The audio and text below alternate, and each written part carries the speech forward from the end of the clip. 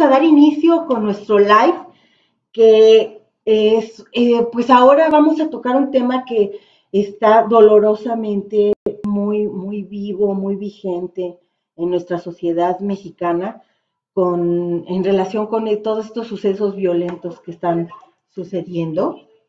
Y bueno, pues es el cuidado justamente de nuestros niños, niñas y adolescentes. Y pues lo vamos a tratar de una manera como muy global, muy integral. No nada más vamos a dar estrategias relacionadas con el cuidado, con formas de cuidar a los chicos y chicas, sino también una responsabilidad compartida nosotros como padres, madres, como sociedad y como como ciudadanos que también exigimos al Estado que cumpla con sus obligaciones. Así es. Y bueno, pues nuestro punto de partida sería la parte de reconocer quiénes son los niños y niñas, cuáles son esos derechos que tienen ellos, cómo hacer que ellos los conozcan y los vivan y que nosotros como padres, madres, maestros, maestras y sociedad en general también los pongamos en práctica. Ese sería nuestro punto de partida. Yo creo que ahí es importante tener claro dónde estamos hoy parados. Hasta hace unos años, bastantes años, pero como que se sigue esa noción, los niños y las niñas eran objeto de asistencia o sujetos de asistencia. Digamos que ellos en sí mismos no tenían derechos, no eran sujetos plenos de derechos. A partir de algunos años para acá, los tratados internacionales, la Convención de Derechos del Niño y la Constitución mexicana los reconocen como sujetos plenos de derechos. Eso significa que nosotros adultos no les damos derechos. No. Ellos los tienen y nosotros somos garantes de que los vivan. Así es. Entonces, no podemos quitarles, ni ponerles, ni darles. Ellos ya los tienen. Y los derechos de los niños son todos los derechos humanos, más, son como 20 más que tienen los niños porque tienen una circunstancia particular. Si son ciudadanos, son sujetos de derecho pleno, pero tienen una serie de circunstancias particulares que obligan a que tengan digamos, como un catálogo mayor de derechos. Así es. Entonces, quiere decir que pues lo primero que tenemos que hacer es reconocer a niños y niñas como personas que tienen derechos, que tú no eres quien le está otorgando esos derechos, ellos los tienen, así como nosotros como adultos, como personas, tenemos derechos que nos otorga la Constitución Política de los Estados Unidos Mexicanos, pues ellos también tienen derechos y nosotros tenemos la responsabilidad de hacerlos valer. Así es. Somos los primeros obligados frente al Estado. Los padres son los primeros obligados y el siguiente responsable es el Estado, de que eso se cumpla. Así es. Y entre esos derechos, bueno, pues por supuesto, afortunadamente cada vez es un tema que se toca con más frecuencia, por ejemplo, en los contenidos educativos, los chicos y chicas de hoy, pues ya tienen una noción mucho más clara de que tienen derechos, de que pueden hacer valer sus derechos. Entonces, eso es ya un buen punto, sí, a favor, ¿no? Pero pues falta mucho por hacer, falta un camino por andar y yo creo que en esa parte es en donde debemos participar activamente. Falta socializarlos, falta traducirlos y falta bajarlos a la práctica, porque sí, a lo mejor hay niños y niñas que saben que tienen. Que sepan cuáles son, eso sí ya está más cañón, porque en general no se socializa mucho el tema. Se sabe que tienen, pero quién sabe cuáles y a ver cuáles me quieren dar mis papás, ¿no? Y dentro de asuntos como más específicos hay derechos que están, no por encima de otros, pero que jerarquía, o sea, por ejemplo, el derecho a la vida es un derecho que va, por ejemplo, hay un derecho que es el derecho al libre desarrollo de la personalidad. Pero si un niño te dice, es que mi libre desarrollo de la personalidad indica que no me quiero poner el cinturón de seguridad del coche, no aplica porque se impone el derecho a la vida, ¿no? Entonces, para que tengas derechos es importante que estés vivo, eso es una parte, digamos, una condición necesaria. Entonces, por lo tanto, tu libre desarrollo de la personalidad, sí, muchas gracias, pero ese va para después o para otros momentos. Y esa claridad necesitamos tenerla, porque también ahí está el derecho a la privacidad, el derecho a la intimidad, pero también está el derecho a un bienestar y desarrollo integral, que de pronto dices, ¡ay, se contraponen! No, no se contraponen, nada más hay que jerarquizar. Así es. Y entonces, bueno, pues justamente si estamos hablando de que hay un derecho que se pone por encima de los demás, que es el derecho a la vida, entonces, también quiere decir que la aplicación de los derechos, en la aplicación de los derechos influye mucho también nuestro criterio, influye nuestra capacidad, nuestro pensamiento crítico, nuestra capacidad lógica de pensar, de interpretar para llevar a cabo y poner en práctica los derechos sin cometer errores como por ejemplo, sí tienes derecho a la privacidad y entonces darle rienda suelta a esa parte y dejarlos desprotegidos, ¿no? Porque de hecho un derecho que tienen es derecho a acceso a medios de información y tienen derecho a internet de banda ancha. Así está puesto ¿no? En el listado de derechos. Entonces, cualquier niño diría, mamá, ¿no? Ponme wifi y ponme un paquete de datos en mi celular porque tengo derecho humano, claro. Pero también hay otros derechos que están ahí que van primero, ¿no? O sea, por ejemplo, el de bienestar y desarrollo integral en la medida que yo te protejo, te cuido y te acompaño de que tu desarrollo sea integral, como dice, y bienestar, en la medida de eso, tu paquete de datos, no compadre, ¿no? Y es un uso del Wi-Fi o del Internet acompañado, ¿no? Así es. O sea, sí, pero no, pero todos tienen que estar, ¿no? Y esa parte, pues, implica que nosotros apoyemos en niños y niñas el desarrollo de un pensamiento crítico, ¿no? Y bueno, ¿qué es lo que nos está afectando? ¿Qué es lo que nos está limitando en que los derechos de los niños se pongan en práctica y se vivan en nuestra sociedad? Pues yo creo que aquí hay un factor clave que tristemente se está dando en nuestra sociedad y es la normalización de la violencia. La violencia ya se está volviendo parte cotidiana, parte de la realidad cotidiana, no solamente de nosotros como adultos, sino también de los niños. Escuchemos la música que hoy se escucha y los programas de televisión y las series y de todo lo que se habla y todo lo que se oye y lo que se ve en las revistas o en los periódicos. Hay una realidad que es muy cruda, que es justamente esta de la violencia, de la crudeza, de matanzas, de violaciones, que ya se están convirtiendo en un tema cotidiano, que los niños también escuchan, que los niños también ven. Antes la tolerancia a la violencia podía ser mucho menor. Incluso tú como adulto veías una escena que te parecía demasiado violenta y no la tolerabas. La tolerancia se ha ido subiendo, se ha ido escalando, claro. De manera que ahora podemos nosotros aguantar escenas y temas y cosas que antes no tolerábamos. Y los niños están siendo partícipes de esto. Pero el problema es que están siendo partícipes sin el filtro que implica el desarrollo de un pensamiento crítico, ¿no? Claro, porque no es ahí que digas, híjole, esto está mal nada más porque está mal y porque está feo o porque me incomoda o me da pesadillas. La normalización de la violencia es una violación contra derechos humanos en el sentido del caso de los niños, por ejemplo, en el caso del desarrollo del derecho a la salud, por ejemplo, porque la salud no la podemos entender solamente como el tema del cuerpo, sino también la salud mental, ¿no? Y la salud mental se ve afectada cuando la exposición a la violencia es fuera de edad y cuando es indiscriminadamente. Entonces, es un atentado contra derechos humanos y además, exactamente como dices, en niñas y niños que no tienen esta formación de pensamiento crítico,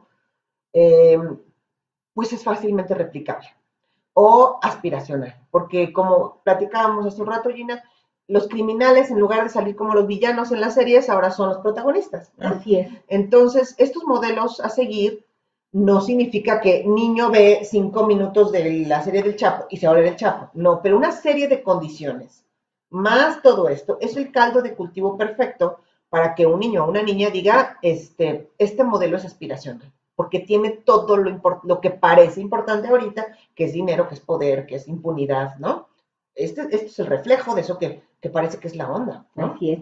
Y si nosotros no acompañamos, por ejemplo, de manera crítica y hacemos como que una intervención con los niños, haciéndoles ver todo este asunto, pasando por el filtro de la lógica, de la ética, todo esto que estamos viviendo y todo lo que vemos.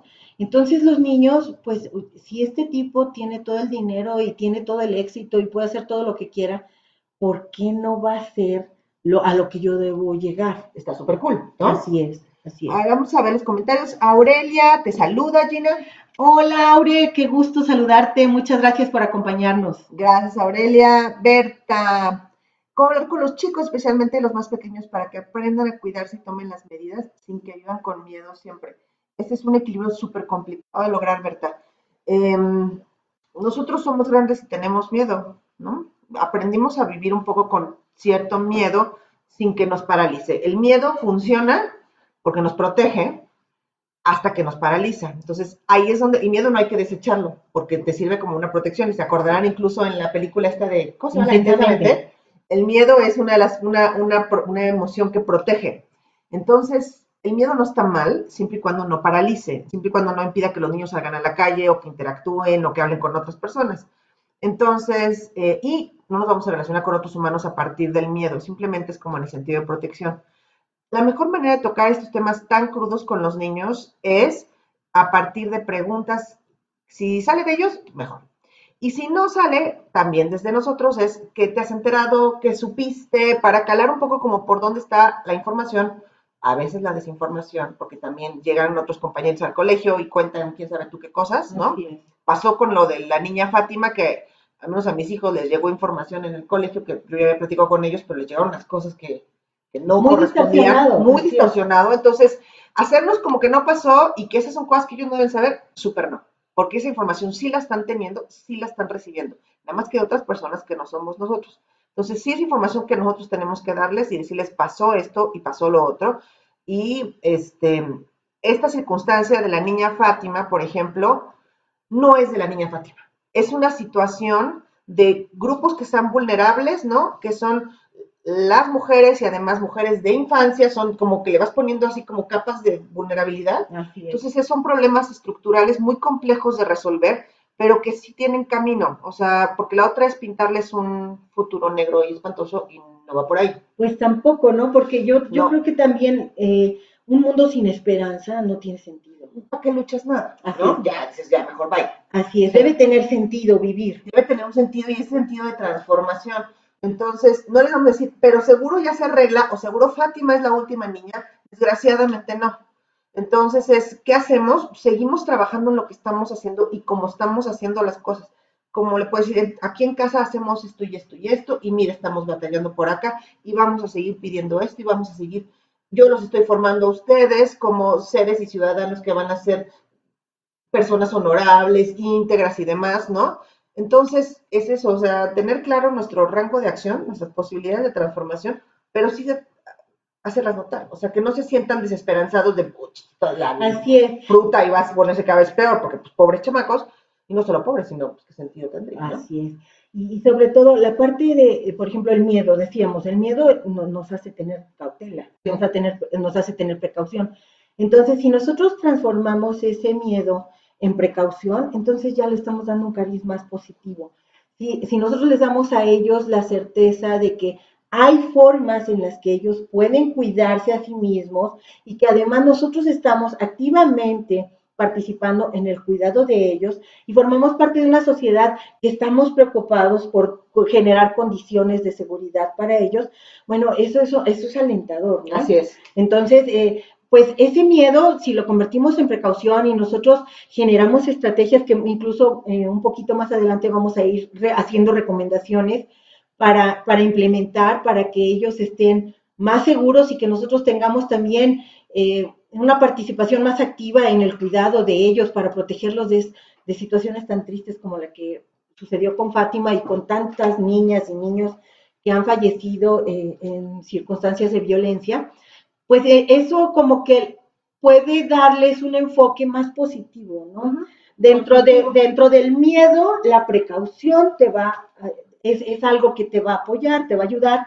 Ya vemos muchas personas que estamos participando, que te amamos, te cuidamos y que estamos haciendo algo para que este mundo cambie y sea mejor. Claro, y ahí creo que tiene mucho que ver con el acompañamiento también, que lo mencionamos una y mil veces, o sea, les vamos a dar, hay como platicamos ahora tú y Naidor, hay 3 niveles. Uno es el empoderamiento y las herramientas que se les dan a los pobres, a los propios niños.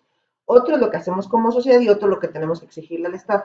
En el caso de lo que hacemos con los chamacos, directamente es darles herramientas, darles estrategias alternativas de salida para situaciones que sientan que pueden ser una amenaza y, por ejemplo, justamente el conocimiento de todos estos derechos les da una estructura en la que dicen, espérate, esto no está bien, porque a mí me dijo mi mamá o mi papá o mi tía que yo tengo derecho a todo esto y esta situación o esta persona está vulnerando, atacando o me está quitando ese derecho. Entonces, cuando ya tienen esta estructura, dicen, voy a pensar en términos de mis derechos y esto no solo a lo mejor lo está impidiendo o lo está frenando o de plano lo está negando. Y esta situación entonces es amenazante, peligrosa o dañina para mí. Así es, ¿no? así es. Ahora, los niños, y luego cuando van creciendo más, los pubertos, creen que ya saben No, ellos ya los peligros a los que están expuestos. No necesitan que los ¿Qué le cuides. vas a decir? Ay, nada. Más bien yo te cuido a ti. Sí, ¿qué quieres saber? Entonces, ahí hay que hacer un hincapié importante con los pubertos. Y es que, a ver, mi vida santa preciosa, rey. Tú sabes muchísimas cosas, pero tienes 13 o 14 o 15 años. Y yo tengo, ¿cuántos tengo? ¿25? ¿25? 44, ¿no? Entonces, a mis 44 años, la propia experiencia de vida me permite identificar una serie de amenazas y peligros y riesgos que tú nada más, no porque seas tonto, sino porque tienes 13 años o 14, no puedes ver.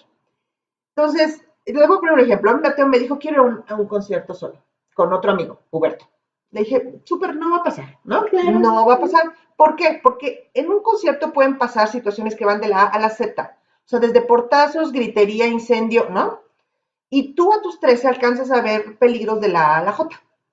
Y entonces, si sucede una situación que va en la K, o en la P, o en la Z, ya no tienes las herramientas para prevenirlo o enfrentarlo, nada más por la edad, ¿no? O sea, no dices, ¿qué voy a hacer si hay un portazo? ¿Qué puede pasar si empieza a gritar fuego? ¿Qué voy a pasar si hay alguien que se está pachequeando junto a mí y no estoy incómodo? ¿A quién le aviso? Una serie de situaciones que nada más por la edad no puedes prever. Entonces es, justamente, vamos acompañando, vamos soltando, eventualmente se volverán adultos o jóvenes más grandes en las que digas, bueno, confío en tu criterio porque alcanzas al menos a vislumbrar las posibles riesgos, ¿no? Así es. Pero cuando están más chirris y más chirris, ni tienen idea. Así es. Y entonces, pues como que sería un enfoque erróneo el creer que, bueno, pues yo le quiero dar seguridad a mi hijo y quiero que crea en sí mismo y entonces le voy a dar esta libertad que él me está pidiendo para que él sepa que tengo confianza en él. No, o sea, es que no se pone en duda la confianza en ellos. Voy a mandar solo a la tienda. Pero también tenemos que ser conscientes de su edad, de su formación, de que todavía están en proceso de desarrollo y que, pues, por supuesto, va a llegar un momento en el que lo van a hacer. Y van demostrando, pero es paulatino. O sea, tú, a Jorge puede ir a la tienda, ¿no? Pero te voy a agarrar el coche y ir a Walmart, ¿no? No. Eventualmente va a suceder, pero primero va y viene a la tienda y trae el cambio y trae lo que se le pidió. Y luego irán, ¿no? Van demostrando que son responsables y van ganando también esos derechos, ¿no? Van ganando terreno y tú te vas dando cuenta de su crecimiento, de su desarrollo y que ellos van pudiendo resolver asuntos todavía más complejos, cada vez más complejos. No lo avientas a la jungla sin protección. Así es. Bueno, en cuanto a la parte que nosotros, eso es lo que tenemos que hacer en cuanto a ellos. Pero en cuanto a la parte social, nosotros como sociedad, ¿qué tenemos que hacer? Bueno, debemos generar, ahí va lo que decíamos, Berta, debemos generar un esquema que los haga sentirse más seguros, que les dé la certeza de que tú estás participando en el cuidado de su integridad, ¿no? De su vida y de su integridad. Y entonces, en ese sentido, pues tenemos que sumar fuerzas. Comentábamos hace rato, Ceci y yo, que parece increíble que haya necesidad de decir, si yo veo un niño solo en la calle, yo adoptaré la actitud necesaria para protegerlo. Bueno, eso parece como de sentido común, pero no es sentido común, sí hay que decirlo. ¿Sí? Y hay que decirlo y hay que sumar a la gente y hay que participar todos juntos en el cuidado de niñas y niños. Y ayudar en esta situación, por ejemplo, si nosotros participamos activamente también con la escuela, sería menos frecuente o menos probable que sucedieran situaciones de este tipo. Por ejemplo, imagínense que se organizan grupos a la hora de la salida, grupos de 5 niños, y esos 5 niños saben en dónde están siempre. O sea, vino su mamá por él, vino el papá, ellos se cuidan, ellos se cuidan en el sentido de que saben a qué hora se fue y con quién se fue. Y además saben a quién avisarle en caso de que alguien que no está autorizado llegó por él. Claro. Entonces, bueno, ahí estamos previniendo. O hacer, por ejemplo, la estrategia del password. Yo te voy a decir, hijito, una palabra que solamente tú y yo sabemos. Y entonces, si realmente yo mandé a tu tío por ti, tú le vas a decir, tío, ¿cuál es el password? ¿O cuál es la contraseña? Y si te da la contraseña, quiere decir que yo realmente le pedí que fuera por ti. Y entonces debes confiar en él. Pero aun cuando sea tu tío más querido, si no sabe el password, no te puedes ir con él.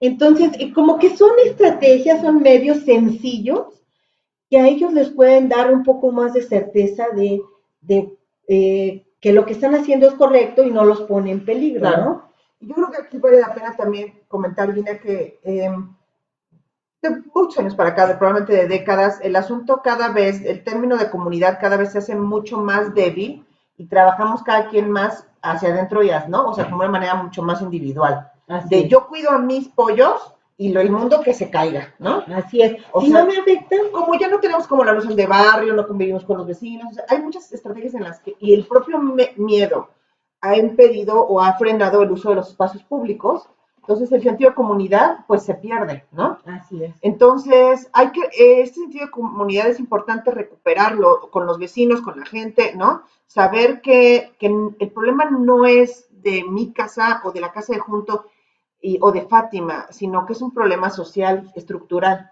Entonces, voltémonos a ver a los otros porque tenemos mucho más en común y muchas más maneras de ayudarnos si estamos en comunicación, si estamos en la misma línea, ¿no? Exacto. Si no estoy sola. O tu hijo también es mi responsabilidad. Así Si lo veo es. en la calle, no lo dejo solo. Si lo veo vagando por el súper porque se le soltó a alguien de la manita, no dejo a un niño solo. Ese niño también es responsabilidad mía. Así es. ¿no? Y si lo asumimos todos, bueno, pues ya estamos dando un gran paso. Claro. Porque ahora sí que, como dicen, es un cliché, pero suena muy lindo y además quiero creerlo. Somos más los buenos. Sí. Somos más, por supuesto que hay gente que no tiene, o sea, moral, principios, pero somos más los buenos. Y entonces, si hacemos esta suma de voluntades, en donde estamos conscientes, por ejemplo, hacemos un chat de papás, y entonces es más rápido localizar a un niño que no lo encuentro, no sé dónde está, o en la colonia. Hacemos realmente un vínculo, eso nos pone en mayores posibilidades de protegernos entre todos, y no solo entre niños, sino también entre nosotros como adultos, ¿no? Como sociedad. Hay tristemente ciudades que tienen un nivel de violencia tan crítico que han llegado a acostumbrarse a que consultan el Twitter y ¿dónde es la balacera? ¿No es en mi colonia? Ah, me voy por el otro lado. Ya. Entonces, ese asunto es triste, o sea, no, como que la inteligencia se define como nuestra capacidad para resolver problemas y adaptarnos al medio. Pero esa adaptación no debe no debe involucrar la violencia, no nos debemos adaptar y ni acostumbrar a la violencia. Debemos ser reflexivos. O sea, ante esa definición de inteligencia también es el pensamiento crítico, también es razonar, también es pensar, también es tener filtros. Y esa es nuestra tarea en nosotros y también en la formación de niños y niñas, ¿no? Tenemos más comentarios. Saludamos a Ruth García, ella fue mi maestra. Me da mucho gusto saludarte. Gracias por acompañarnos. Ceci, vamos a ver, no es que arriba teníamos Luz Aurea, Juan Manuel Mestizo también. Berta, sí. Muchas gracias por acompañarnos. Y bueno, pues seguimos. Otras de las recomendaciones, bueno, ya incluso coincide con nuestro live de la semana, de la ocasión pasada, en donde hablábamos que esto de compartir fotos de los niños los pone en peligro, no es una pasarela, Facebook no es una pasarela, no sabemos hasta dónde puede llegar una foto que publicamos, debemos ser muy cuidadosos. Anda reportando, estoy aquí y estoy acá, también pone en riesgo, o sea, la casa está sola, mi hijo está solo, yo estoy sola con un niño con carreola en tal lugar, entonces es riesgoso, o sea, realmente debemos ser muy cuidadosos con la forma en la que publicamos o compartimos las cosas, ¿no? Sí, sí, sí. O a quienes aceptamos en nuestras redes sociales, pero bueno, eso fue ya tema de otro live. ¿Qué otro? Por ejemplo, si los chavos salen en bola de la escuela, pues que no se separen del grupo. O sea, hay estrategias que hasta resultan como muy obvias, Claro, pero no lo son. pero no está de más repetirlas, ¿no? Y Así tenerlas es. claras. Hola, Ceci. Te saludamos, Ceci, qué bueno que nos acompañas. Y pues este fomento de la participación social también involucra el que nosotros hagamos valer nuestros derechos como ciudadanos. Esa es la otra, ¿no? O sea, nosotros hacemos para con los niños, los dotamos de herramientas, los acompañamos, nosotros hacemos redes vecinales, comunales, ¿no? Solidarias y generosas. Y la otra es que volteamos a ver al Estado y decimos, a ver, tus obligaciones son estas y estas y estas. Y una de las primeras es garantizar seguridad y bienestar. Entonces, no podemos, tampoco así como no nos vamos a meter nada más a nuestra casa, nada más vamos a decir, nosotros podemos y ellos que ahí se las arreglen. No, ellos también tienen obligaciones que cumplir para con los ciudadanos. Los niños son ciudadanos plenos de derechos y por lo tanto tienen que estar protegidos. Y además en la ley hay una cosa que se llama el interés superior de la infancia. O sea, cualquier cosa que haya en la ley, todo está cruzado porque importan más los niños, los que tengan que ver con esa ley o con esa situación, el interés de ellos está por encima de todo. Entonces, cuando empezamos a ver eso, empieza a darte así como un calambre, ¿verdad? Porque dices, eso no está pasando, pero bueno, hay que hacer que pase. Porque también, si nos ponemos en un plan ciudadano apático o muy oscuro, decir, es que esto nunca va a mejorar y todos son iguales y pues ya para qué, pues ya para qué, sí, no, ya, pues hay que irnos a vivir a un búnker. Sí, como que ya no tiene sentido, como ya perder la esperanza de que... Y está triste y además es irresponsable, porque es así de, no, sí hay que hacer cosas, las que sean necesarias, ¿no? Entonces involúcrense con grupos, involúcrense con asociaciones, conozcan la ley, conozcan quiénes son sus gobernantes, elijan gobernantes, por favor, con pensamiento crítico, eso evitaría mucho de problemas. Oh, sí.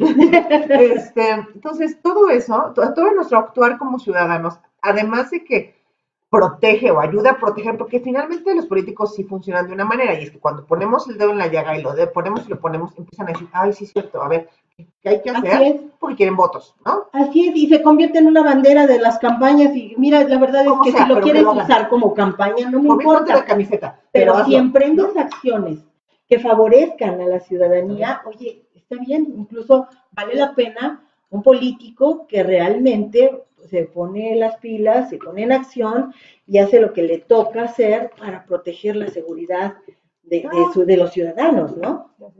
Si hicieran todo lo que dijeron en campañas que iban a hacer, ya estaríamos del otro lado, Así ¿verdad? es. Porque sí importa la ley, porque sí importa, porque esto permite que se reproduzcan violencias estructurales, ¿no? O sea, niños que no pueden ir a denunciar porque no son mayores de edad, por ejemplo, ¿no? Así No es. importa en qué situación de violencia o de precariedad o de amenaza estén, no les reciben una denuncia en un MP porque es que no vienen Eres por un menor adulto. de edad. Cuando a lo mejor el adulto es el agresor, entonces están en una situación muy compleja, Así ¿no? A los niños no se les cree, a los niños no se les pregunta, a los niños no se les escucha, entonces hay unas situaciones en las que casi por esta situación en la que los niños pareciera que no son nada, pues no son escuchados, no son atendidos y no son resueltos sus asuntos. Entonces, sí hay que voltear al Estado y decirle, a ver, Manis, tienes esta serie de obligaciones y vamos palomeándolas conforme las vayas cumpliendo. No importa qué color y de qué partido sea, eso tiene que cumplirlo sí o sí porque está en la ley, está en la Constitución. Así es, y yo creo que este comentario que estamos haciendo no tiene un propósito de politizar un tema tan crítico como el que estamos tratando el día de hoy. No es cuestión de política, no es de partido, es cuestión de ser, de que somos personas, de lo que merecemos, del trato que recibimos, de la forma en la que vivimos, y no queremos que se convierta en la bandera de nadie. O sea, lo que De queremos, todos. más bien lo que queremos es que se asuma como responsabilidad del Estado, ¿no? Claro. Y independientemente de quien esté en el poder, El y color que sea. que además a todo mundo le debe ser tema que le preocupe y que le ocupe, ¿no? O sea, como que esto no es para que, ya tú estás hablando en contra de, no estamos hablando en contra de nadie. Estamos hablando a favor de los niños, ¿no? Estamos hablando a favor de los niños. No estamos hablando en contra de ningún sector político. Estamos pidiendo que todos los políticos, que todos los sectores del Estado se involucren activamente y metan la mano y metan la estrategia y la cabeza y el corazón para proteger y para generar un ambiente más seguro para nosotros los ciudadanos. Una sociedad que vulnera y que amenaza y que daña de esta manera a sus niños sí está muy focopeable, pero no es un caso perdido, ¿no? O sea, sí está la cosa grave, pero hay que ver qué se hace. No es este discurso de que los niños son el futuro, no son ningún futuro, son presente, ahí están, son muy presentes y sí son la siguiente generación que tomará decisiones.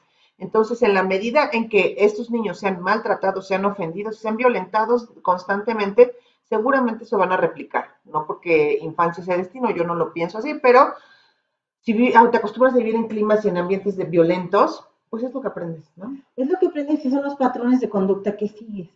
Es la manera en la que te relacionas Así con la gente, es la forma en la que convives, porque eso es lo que has vivido. Entonces, más bien, normalicemos el respeto, normalicemos el diálogo, las formas dignas de vivir, ¿no? La empatía, el cuidado, hay que normalizar otras cosas. ¿Sí? Eso es en lo que tenemos que trabajar. Y bueno, pues yo creo que en esta labor, pues hay unos personajes que merecen todo nuestro respeto y nuestra admiración, que son maestros y maestras. En ellos pesa una responsabilidad enorme la formación de estos niños y niñas que a lo mejor en casa viven situaciones muy difíciles, pero cuando llegan a la escuela pueden percatarse de que hay un mundo diferente. Seguro. Y es gracias a los profesores y las profesoras que con vocación, que con el corazón trabajan en la formación de nuevas generaciones, de personas que pueden percatarse de que hay distintas formas de vivir más saludables, más dignas, de mayor respeto, que a lo mejor no es similar a la que encuentran los niños en su casa, pero sí ellos empiezan a darse cuenta de a lo que tienen derecho, ¿no? Entonces, como que siempre nuestro reconocimiento para maestras, maestros que con entrega, con vocación, participan activamente en esto, que enfrentan situaciones muy difíciles, pero pues sabemos que la educación es una herramienta poderosísima que es la que puede transformar realmente a la sociedad. Entonces, pues el exhorto es ese, ¿no? Que todos los maestros y todas las maestras, que en su mayoría sí lo son, pero queremos que todos lo sean, asuman esta responsabilidad, este compromiso tan grande que deben tener con la formación de niños y niñas que conocen y viven sus derechos. ¿Verdad? Pues creo que si ya no hay ningún otro comentario, Gina. Pues nosotros cerramos este tema, que lo programamos de manera emergente. Teníamos previsto hablar, incluso hicimos una encuesta de bullying y de aprovechamiento escolar, y fue el bullying el que llamó más la atención de nuestros seguidores. Incluso pues de una vez anunciamos el próximo live que vamos a hacer es con el tema del bullying, pero pues programamos este tema porque nos parece que toda la sociedad estamos muy sensibles, dolidos. Nos ha sacudido este asunto de Fátima y no solo de Fátima, sino la violencia a la que están expuestos niñas, niños, las mujeres, que ya próximamente viene el Día Internacional de la Mujer y el 9M, que bueno, pues si hay el espacio, en algún momento también platicaremos acerca de este tema que es tan importante, pero bueno, pues por hoy nos despedimos. Muchas gracias a todos por acompañarnos. Gracias. Tenemos, me parece, un comentario. Berta, Gracias, muy buenos comentarios. Gracias, Un saludo. Berta. Gracias, Berta. Saludos. Y bueno, pues nosotros nos despedimos. Muchas gracias.